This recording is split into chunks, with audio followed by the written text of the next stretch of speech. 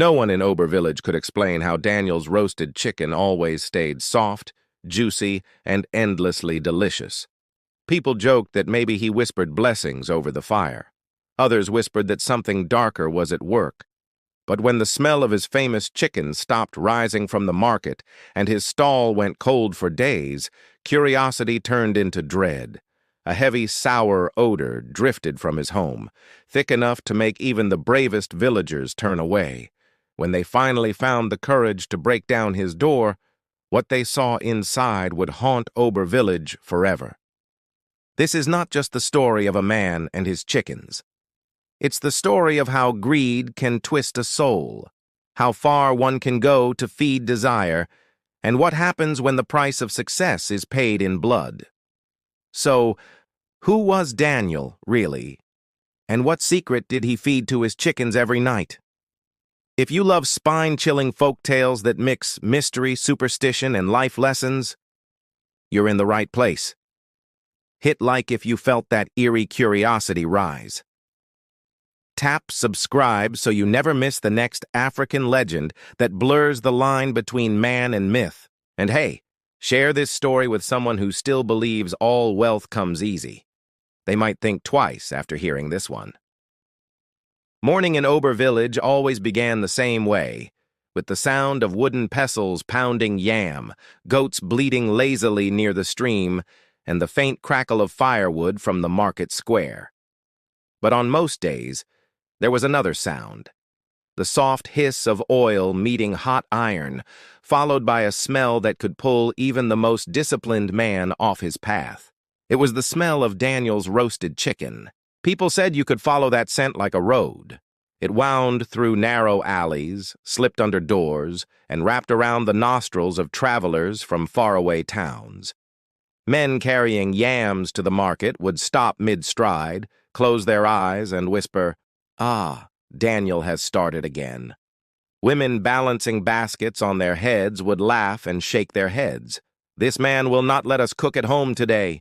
By noon, a crowd always gathered around his stall. Smoke rose like a gray flag of victory, curling above the roofs and melting into the hot African sky. His grill, a heavy iron frame blackened by years of fire, stood like an altar, and Daniel, with his thick arms and steady hands, was its priest. The market square buzzed around him, but his spot always stole the attention. Even from a distance, you could hear his deep, confident voice cutting through the noise. "Come and buy soft roasted chicken, tender and sweet, price for everybody." His laughter followed, rich and full, echoing between stalls. He was a sight. Tall, broad-shouldered, his apron always tied neatly around his waist. When he laughed, his chest shook like a drum. Children adored him. Traders respected him. Strangers admired him. He wasn't just selling food, he was feeding the village's joy. And yet, behind that booming voice and warm smile, a question lingered quietly among the people, one no one dared to ask aloud. How did Daniel's chicken never finish? You see, Ober was not a rich place. Chickens didn't come cheap, and during dry season, even the most hard-working farmers struggled to keep their pots filled. Yet Daniel's stall overflowed. From morning till night, the meat kept coming, plump, perfectly roasted, and never dry. Some villagers joked that Daniel had planted a tree that grew chickens. Others whispered in half fear, half awe, "This one, he is not ordinary." But gossip has a short life when hunger is strong. The smell of his chicken silenced suspicion faster than prayer. Even the same people who whispered by night cued by day, money clutched tight, eyes bright with craving. Still, not everyone was happy about Daniel's success. A few stalls away sat Mama Joy, a woman known for her sharp tongue and sharper nose for competition. For years, she had ruled the roasted meat corner of the market until Daniel arrived. His smoke rose higher. His customers lined longer. His pockets jingled louder. Day after day, she watched as her own stall grew quiet. The few customers who came complained that her chicken was too dry or too costly. Daniel's one tastes softer, they said, and cheaper too. Mama Joy's pride burned hotter than her charcoal. One afternoon, after packing away her unsold meat, she muttered to the women beside her, "Tell me, how can one man roast all this chicken and still smile like a thief that never gets caught? Something is hiding behind that man's apron, I swear it." Her words found ears ready to listen. Soon, whispers fluttered like bats across the market. Some said Daniel's chickens never truly died, that he used a charm to make them fat overnight. Others claimed he had a secret tunnel beneath his house that led to a hidden farm. But the strangest rumor came from a drunken palm wine seller who swore that one night, long after midnight, he heard chanting from Daniel's compound. A low voice repeating strange words while something thudded softly, like meat hitting wood. But in daylight, all those fears melted away beneath the irresistible aroma of Daniel's roast. His charm, if there was one, was not just in the meat, it was in the man himself. He had a way of making everyone feel seen. "Ah, Mama Nkechi, you've come again. For you, one extra wing, no charge," he'd say, smiling wide. Or to a young boy with hungry eyes and no coin, "Take this piece. Don't tell your mother I made you spoil lunch." Laughter followed him everywhere he went. From the outside, Daniel looked like a man who had found his place in the sun. A small business, a steady crowd, a house he had recently bought at the edge of the village, all the signs of blessing. When he spoke, he thanked God often and loudly. "God has been good to me," he told everyone. "Work hard, and he will bless you too." Yet when the market quieted and night fell over Ober, Daniel's compound told a different story. Neighbors said they sometimes heard the sound of scraping metal, like knives being sharpened long after business hours. Others claimed to hear a faint groaning, not quite human, not quite animal. The older folks shook their heads. "Greed hides in strange ways," one elder muttered. "Even the sweetest smile can have a sour smell behind it." But for the most part, no one investigated further. Why disturb the man who made the best food in the village? Weeks turned into months, and Daniel's success only grew. He expanded his stall, added new tables, even hired a young helper to fan the coals. He was living proof that hard work and consistency paid off, or so people believed. Still, the mystery of his endless chicken supply kept curiosity alive like a small fire that refused to die out. One bright morning, as Daniel was preparing for market, a group of men stopped by his compound, local farmers who sold chickens to vendors. They wanted to know if he'd be buying birds from them this week. Daniel, wiping sweat from his brow, smiled politely. "Not this time, my brothers. I already have enough for the week." The men exchanged puzzled looks. They knew every seller had to restock often, yet Daniel's pens were always full. Still, they said nothing. His money was good, and his smile was better. But one person refused to let the matter rest: Mama Joy. Her business was fading fast, and envy gnawed at her sleep. She decided to find the truth for herself. One evening, when the market closed and darkness fell, she slipped quietly through the narrow path behind Daniel's house. The moon hung low, pale as ash. From a distance, she saw a faint light flickering from his window. Her heart pounded as she crouched behind a tree, eyes fixed on the glow. She could hear something. A rhythmic thud, like the sound of a pestle in a mortar, but slower, heavier. Then a low murmur. Words too quiet to understand, spoken in a tone that didn't sound like prayer. The smell of roasted meat drifted faintly through the air, but mixed with something else. Something damp, almost metallic. Mama Joy shivered. She had come seeking answers, but now fear was whispering, "Go back." Yet curiosity, that stubborn cousin of envy, held her still. She leaned forward, peering through the shadows. For a split second, the curtain moved, and she saw Daniel sitting alone, head bowed, his legs stretched out before him. His hands were moving quickly, doing something she couldn't quite see.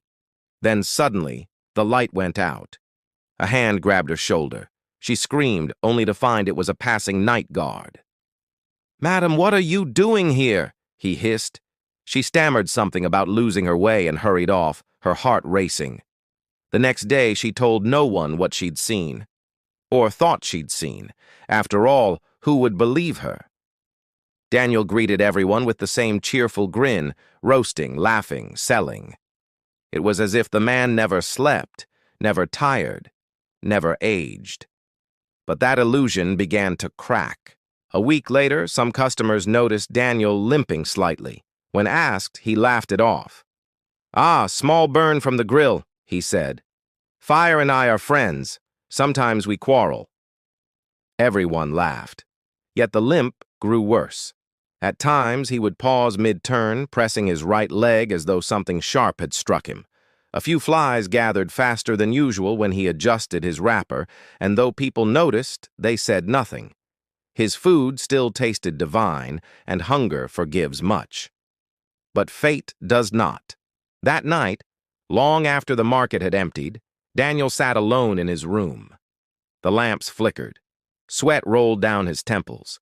He untied the cloth around his leg slowly, grimacing as it peeled away from the skin. The wound beneath was dark and wet, pulsing faintly, as if it had a heartbeat of its own. He stared at it in silence, jaw clenched. "This is the price," he whispered to himself. "Just small pain for big money." He reached for a small clay bowl and placed it beneath the wound. Then he waited. Outside, the night was still. The crickets had gone silent.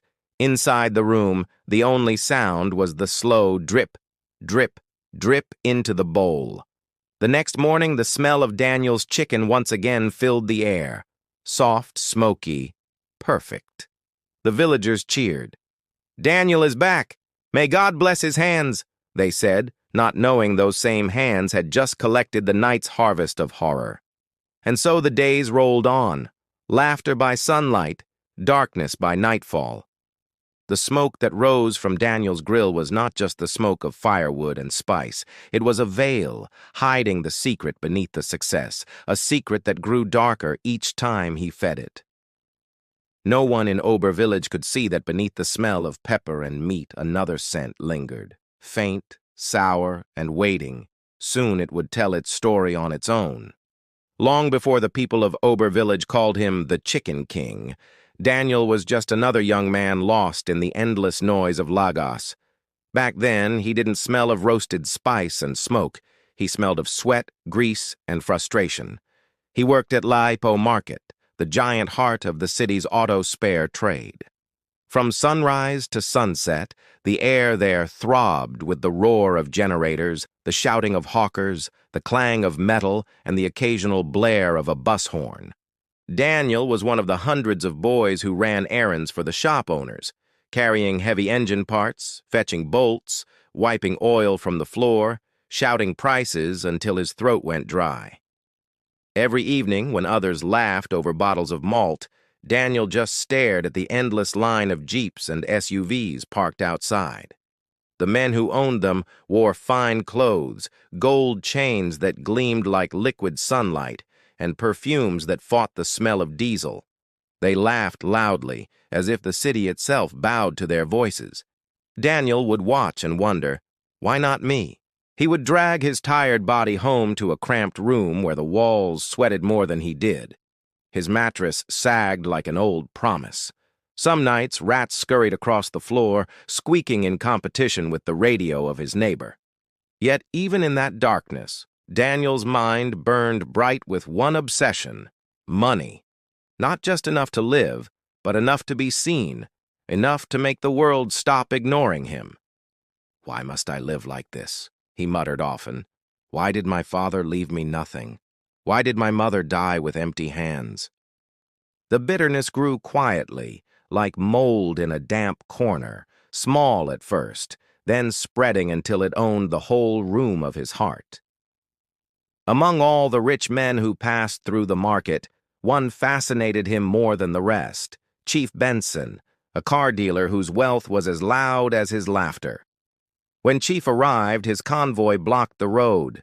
Boys ran to open doors. Traders dropped what they were doing to greet him. His gold chain could blind you under the sun. The scent of imported cologne always preceded his voice, and when he laughed, it rumbled like thunder announcing rain. Daniel watched him for months, studied how the man walked, how people bowed when he spoke, how money seemed to fall into his hands like fruit from heaven. Envy turned into obsession. "That man," Daniel whispered one afternoon, wiping grease from his hands, "knows the secret I need." The opportunity came on an unusually hot day. The air shimmered. Sweat glued shirts to skin. Chief Benson had come to collect some car parts. Daniel helped carry the goods to the SUV, moving faster than anyone else, desperate to be noticed. When the last box was loaded, he stood there, heart hammering, and blurted out, "Chief, please, show me the way. I don't want to die poor." Chief paused. Slowly, he turned to look at the young man. His eyes scanned Daniel's face, lingering on the raw hunger behind his words. Many men had begged him before, but there was something different here, a kind of boldness that ignored shame. A slow smile spread across Chief's face. "You are a brave one," he said, voice deep and calm. "Most men only admire. Few dare to ask. If your heart is truly strong, come and see me tonight. We shall talk like men." Daniel's throat went dry. "Yes, Chief, I will come." That night, he barely noticed the chaos of Lagos around him, the shouting conductors, the smell of roasted corn, the hum of generators. He just replayed those words in his head. "Come and see me tonight." By the time the sky deepened into indigo, Daniel had washed his only good shirt, ironed it carefully, and combed his hair till it shone. He didn't tell anyone where he was going. This was his chance. The door he had begged heaven to open. At exactly 9, he waited at the back of the market under a flickering streetlight. The air was thick with the smell of petrol. A few rats darted across the gutter. Then, a low honk. A black Jeep rolled to a stop beside him, its windows tinted dark. The back door opened halfway. "Get in," a familiar voice said. Daniel's heart thudded. He climbed in, the soft leather cool beneath his palms. Chief Benson sat beside him, dressed in flowing white, a faint smile on his lips. They drove in silence through narrow streets until the market lights faded and the night grew heavier. At last, the Jeep stopped before a small mud house tucked behind a line of trees. It looked nothing like the mansion Daniel imagined a rich man would visit. Chief stepped out, motioned him to follow. Daniel hesitated, but curiosity pushed his feet forward. Inside, the air was thick with the smell of burning herbs. A dim lantern cast trembling shadows on the walls. In the middle of the room sat a thin old man with a long white beard and eyes that gleamed like wet coal. He wore no shoes, no jewelry, only a dark wrapper. "Welcome," the man said, his voice low but powerful, the kind of voice that filled the room without rising. "You have come to find the road to wealth." Daniel swallowed hard. "Yes, Baba, I am ready." The old man nodded once.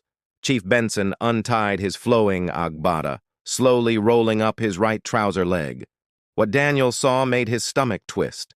There, on the man's calf, was a wound, open, raw, and alive. It pulsed as though breathing. Within the flesh, small white worms moved lazily, slipping in and out like tiny serpents. Daniel stepped back, hand over his mouth. "Chief, what is that?" Chief Benson's smile didn't waver. "This," he said softly, "is my bank." Daniel stared in disbelief. "The more these worms feed," Chief continued, "the more money flows to me. But they must be fed with the living. When people eat food that carries them, my wealth grows. Their life feeds mine. It is the law of exchange." The old man's eyes never blinked. "If you want riches that never dry," he said, You must accept your own mark. The flesh must open. The worms will come. Every night you will gather what the wound gives and feed it to living food. Do not fail, or the blessing will turn and eat you first." The words hung in the air like smoke. Daniel's breath quickened. Fear whispered, "Run." But greed whispered louder, "This is the way. You asked for wealth. Here it is." He looked at Chief Benson. The man's gold chain shimmered even in the dim light. His perfume masked the stench of the wound. Chief's face was calm, assured, powerful. Daniel imagined himself that way, rich, respected, untouchable. "I accept," he said finally, voice trembling but firm. "Do it for me tonight." The old man nodded. He reached into a clay pot, pulled out something dark and sharp, a curved blade carved with strange symbols. As he began to chant, the room filled with a scent both sweet and rotten. The lantern flickered wildly. Daniel's heart pounded like a drum. Then, without warning, the old man slashed across Daniel's right leg. The pain was instant, hot, deep, burning. Daniel screamed, gripping the mat. He felt something alive slip into the wound, moving, settling. It was cold at first, then warm, then strangely heavy. His vision blurred. Through the haze, he saw Chief Benson watching silently, a faint smile still playing on his lips. When the chanting stopped, the old man spoke again. "From tonight, you will carry your own source of wealth. Gather what it gives you. Feed it to living food. Obey, and riches will never leave your house." Daniel sat trembling, sweat pouring down his face. Chief Benson placed a heavy hand on his shoulder. "You are one of us now," he said quietly. "Leave Lagos. Find a quiet place where no one knows your name. Start a business where people must eat every day. Follow Baba's words exactly, and your fortune will rise." That night, Daniel didn't sleep. He sat in the back of the Jeep as Chief Benson drove him back toward the city lights. His mind was a storm: fear, disbelief, excitement. When he finally stepped out onto the street near his home, the wound on his leg throbbed under the wrapper, hot and alive. He limped to his room and locked the door. The pain came in waves. He wanted to scream but bit his lip till blood came. At some point before dawn, he drifted into a feverish sleep. When he woke, the pain had dulled to a strange ache. His leg felt heavy, but he could move. A dark stain spread across the cloth wrapped around it. He unwrapped it slowly, and there it was. The cut was still open, raw and faintly pulsing. From its edges oozed a thick, milky fluid that smelled faintly metallic. He gagged, then remembered the words, "Gather what the wound gives." Hands shaking, he fetched an old tin cup and held it beneath the wound. The substance dripped slowly, each drop echoing like a clock tick. The room was silent except for the sound of his breathing and that slow, steady drip. When the cup was half full, Daniel wrapped his leg again. He stared at the cup, unsure what to do next. Then, as if guided by instinct, he stepped outside, where a stray chicken pecked lazily at the dirt near his door. He poured the contents of the cup into a bowl of feed and set it down. The chicken pecked eagerly, oblivious. By afternoon, the bird looked livelier than ever. By evening, it had doubled in appetite. By the next morning, it was dead. Daniel panicked. He buried it quickly behind his shack. Yet the very next day, another stray wandered near his door. This time, he poured only a few drops into the feed. The bird ate. Hours later, it strutted proudly, feathers glistening as though polished. A strange thrill shot through Daniel. "It works," he whispered. For days, he experimented in secret, feeding small amounts to different birds. Some grew unnaturally fast, their meat softer, juicier. A few died mysteriously, but others thrived beyond belief. Soon, Daniel realized what Chief Benson had meant. The wound was not just a curse. It was a factory of fortune. Weeks later, Daniel disappeared from Lagos without a word. Neighbors said he left before dawn, carrying nothing but a small bag. Some thought he'd gone mad. Others said he'd struck gold and gone to start a business. Both were partly right. He traveled far east, through towns and forests, until he reached Ober Village, a quiet market town where strangers could start fresh. There, he rented a small compound with a wide backyard. Within days, he built a chicken pen out of bamboo and wire. At first, people admired his discipline. Every morning, he swept the yard, fed the birds, fetched water. The chickens grew faster than anyone had seen. When asked about his secret, Daniel smiled and said, "Clean feeding, good care, and a thankful heart." No one suspected the truth, that each night after the village slept, Daniel untied the cloth on his leg and held a calabash beneath it, waiting for the wound to give its gift. He mixed the harvest carefully into the feed, whispering the words he had been taught. Then he rewrapped the wound, lay back, and whispered, "Small pain for big money."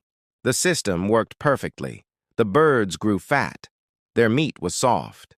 When he began roasting them in the market, people fell in love instantly. His fame spread. His purse grew heavy. For a while, he even convinced himself the darkness was under control. The wound hurt, yes, but it also paid. And as long as he obeyed the rule, feed the living, he believed he would stay safe.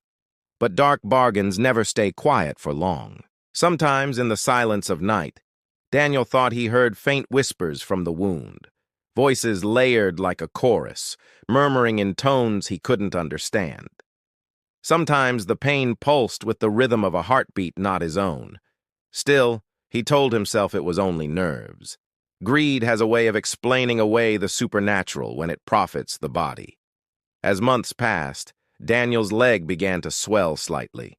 The skin around the wound turned darker, harder. He ignored it. The money, the laughter, the praise, they were stronger medicine than fear. He had become exactly what he dreamed in Lagos, rich, respected, envied. But every night when he loosened the cloth and saw what wriggled beneath, a voice whispered from somewhere deep inside, "How long before it eats you too?"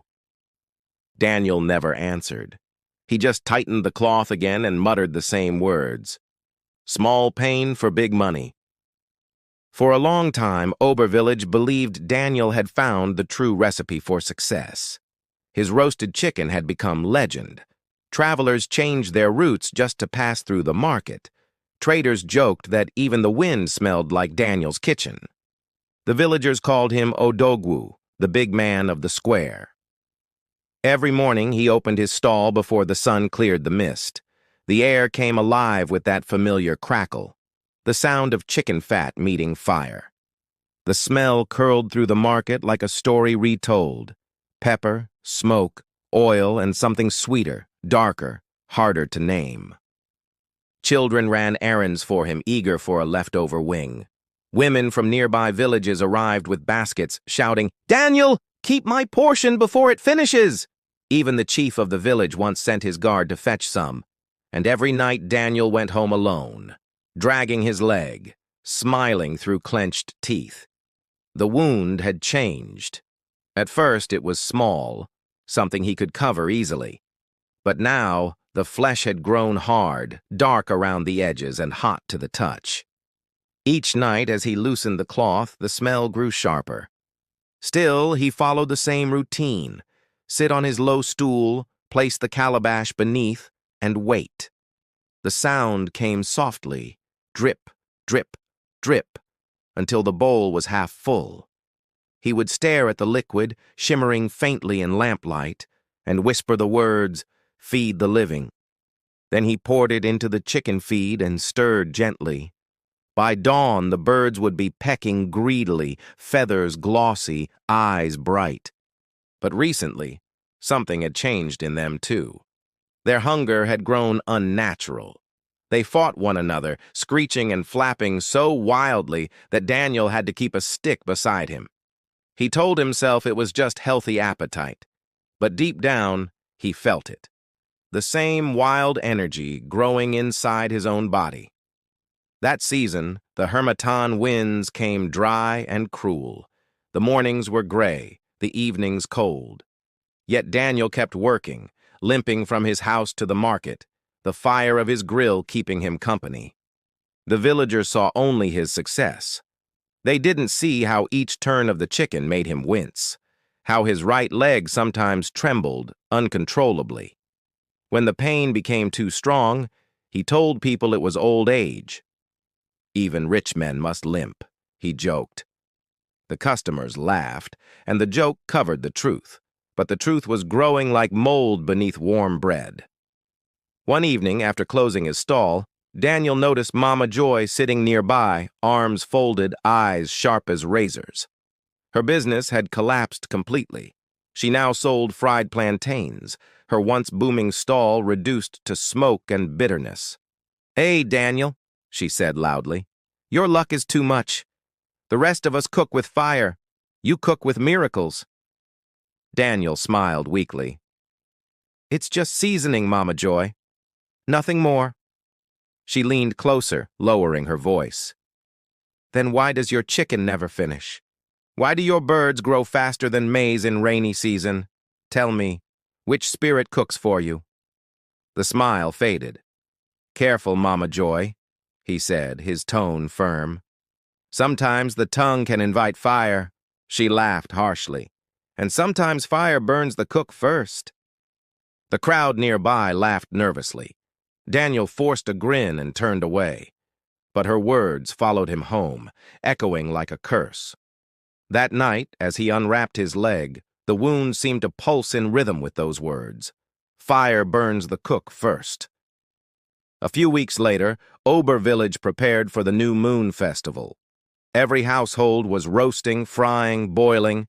The market square glowed with fires and laughter.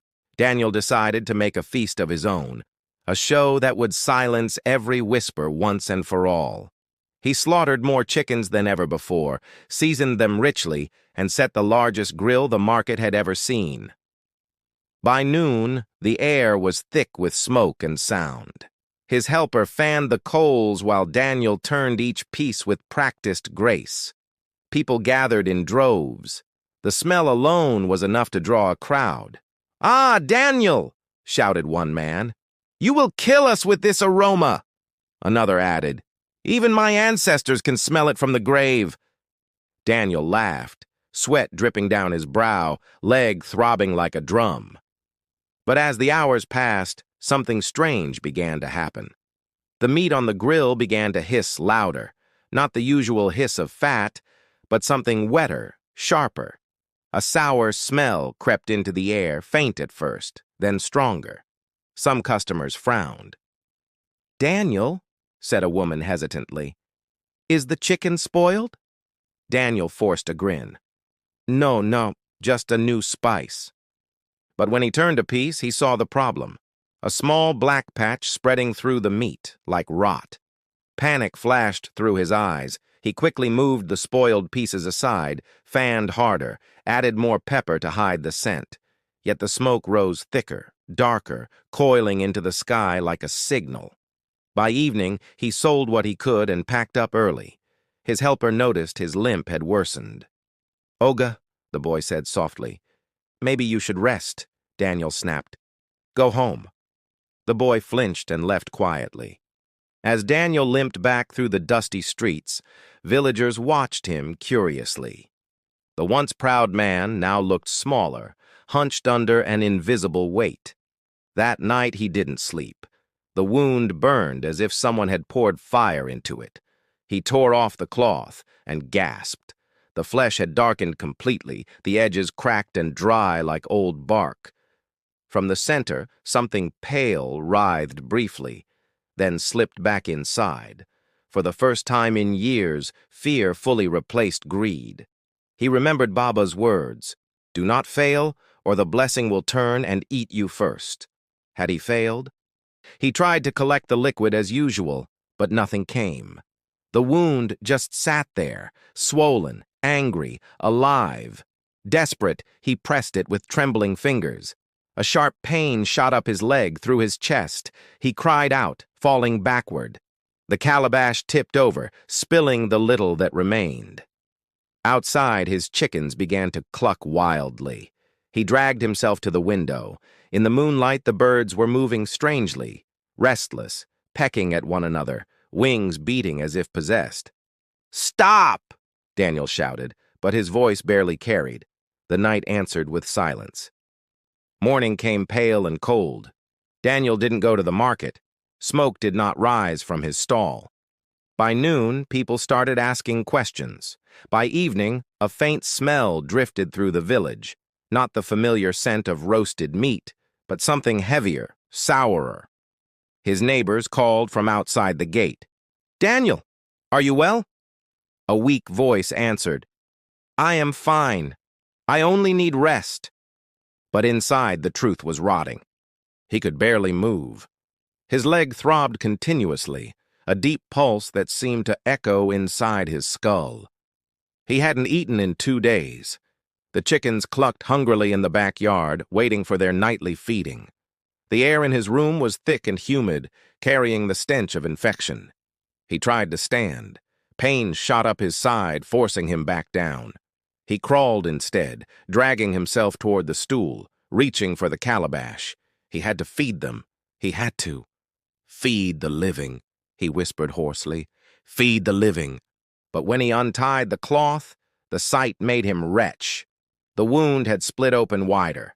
Inside, white movement shimmered. Worms, hundreds of them, wriggling against the blackened flesh. Some spilled out onto the floor, writhing in the dust. Daniel screamed, knocking over the stool. He scrambled back, panting. The pain turned to horror. He tried to tear at his leg to pull them out, but more came. His fingers slipped on the blood and pus. The smell filled the room, hot, sharp, and final. Somewhere in the distance, thunder rumbled. The chickens in the pen screeched as though answering. Daniel collapsed beside the wall, chest heaving. His mind flickered through memories.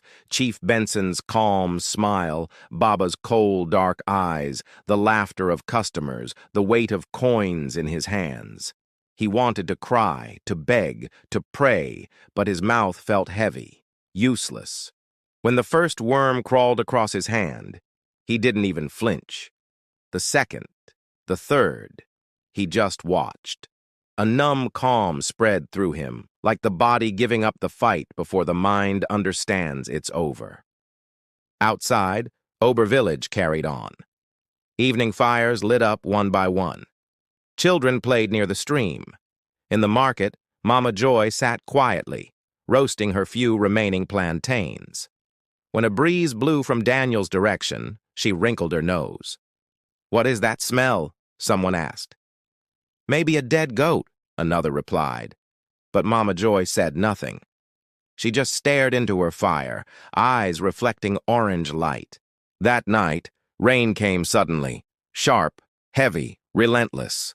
Thunder cracked open the sky. In Daniel's compound, the chickens wailed, a shrill, unnatural sound that cut through the storm. The neighbors turned in their beds uneasily. By morning, the rain had stopped. The village smelled clean, except for one place. A group of men gathered at Daniel's gate. No answer.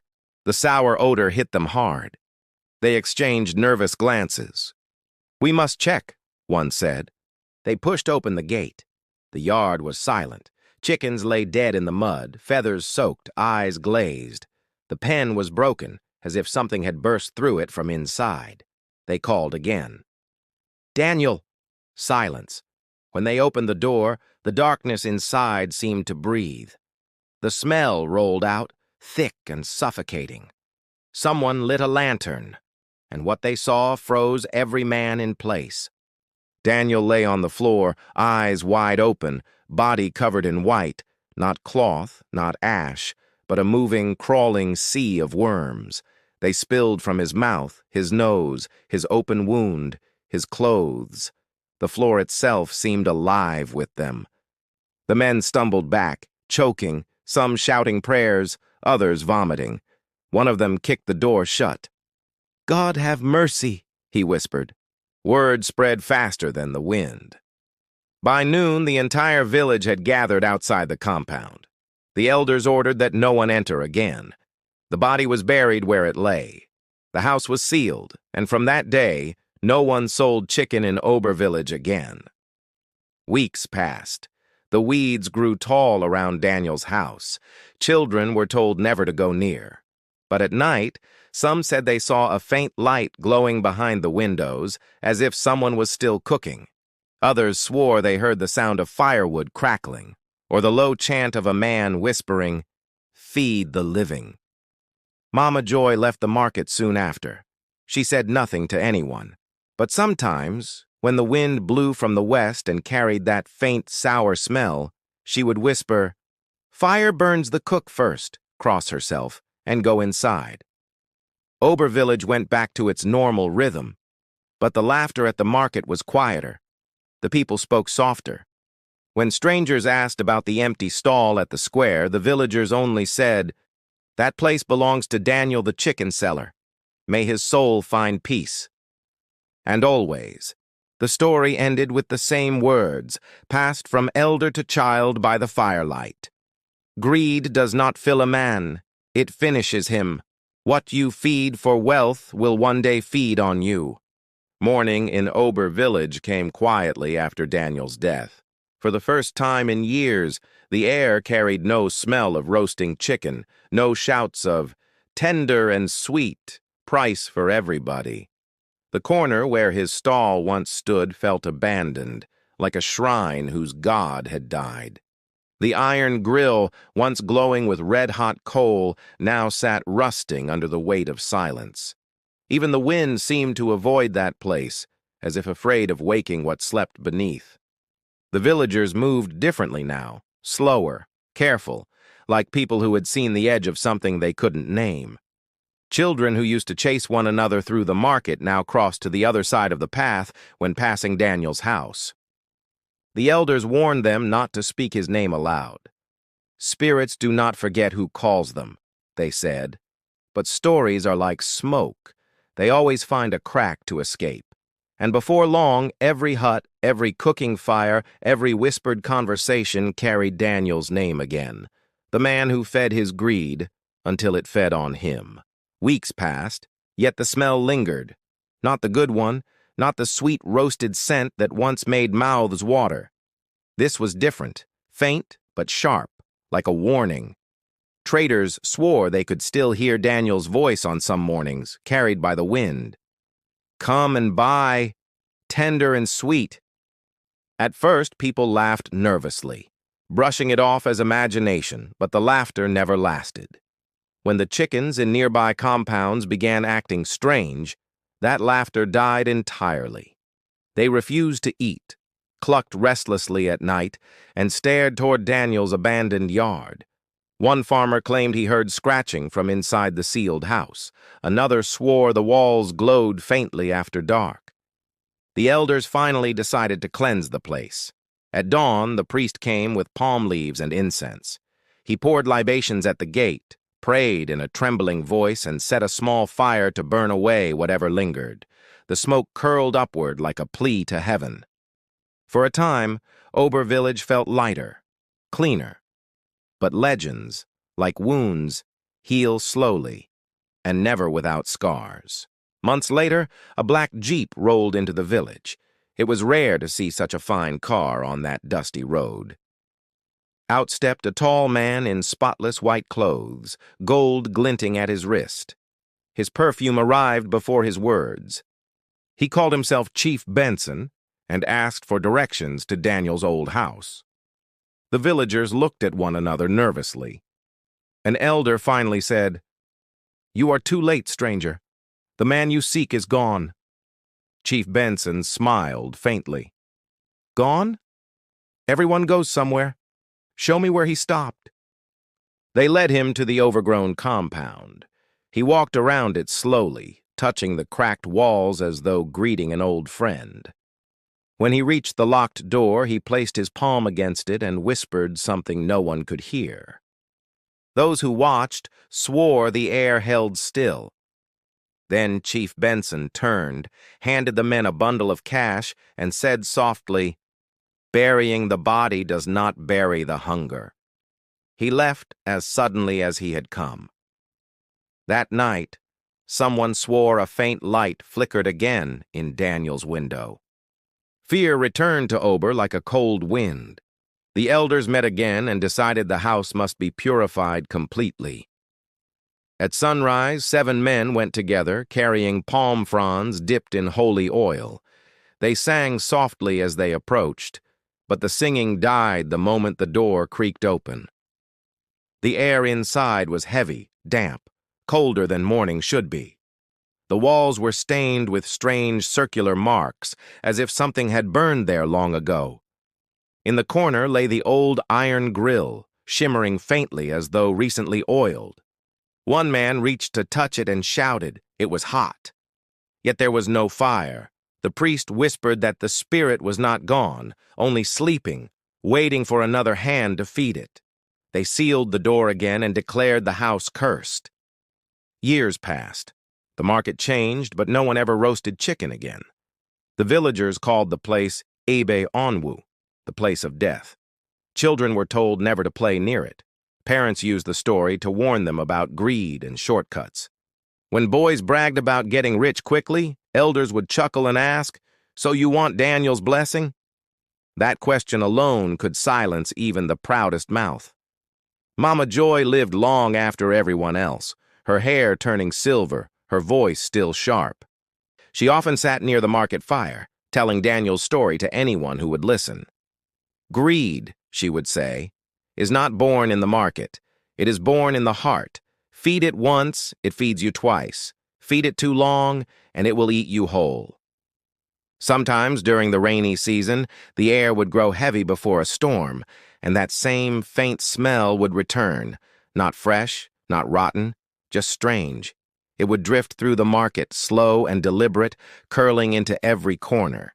And for a few moments, the noise would die. Everyone's eyes would turn toward Daniel's old stall, now covered in weeds. No one spoke until the wind changed. They all knew what it meant. The devil doesn't give gifts, he gives loans, and his interest is always the soul. Time turned Daniel's story into legend. Traders told it in other markets, teachers taught it in schools, preachers used it in sermons. Daniel's name became less a man and more a warning. He was not the monster of the story, he was the mirror. Because every man who ever envied, every woman who ever wished for someone else's luck, every youth who ever prayed for quick success could see a little of Daniel in themselves. The wound may not be on the leg, but greed festers just the same, in silence, in secret, waiting for someone to feed it. The villagers eventually built something new over his old stall, a small round hut where storytellers gathered children each evening to share folk tales. Above the door they carved the words, "What you feed for wealth will one day feed on you." Inside, the fire burned low and steady, warm but never wild. And when the storyteller's voice rose, the night seemed to listen. "Once upon a time," he would begin, "there lived a man named Daniel. He sold the juiciest chicken in Ober Village." The children leaned closer, eyes wide, breath held. Outside, the wind rustled softly, like someone turning an invisible grill in the dark. And if you stood there long enough, you might swear you could smell it too. The faint aroma of pepper and smoke, the memory of fire that once fed a village and then devoured its master. The fire went cold, yes, but fire never really dies. It waits, patient and silent, for another greedy hand to strike the match. Greed is not a hunger to be fed. It is a flame to be controlled. Those who believe they can tame it are only feeding it, and when it grows too strong, it consumes everything: flesh, soul, and name. Daniel thought he had mastered the secret of fortune, but he had only borrowed it from the darkness. In the end, the debt collected itself. The richest man is not the one with full pockets, but the one whose heart knows when enough is enough. That is why even now the people of Ober Village still say, "When you smell fire where there is no smoke, remember Daniel, the man who fed his greed until the fire went cold."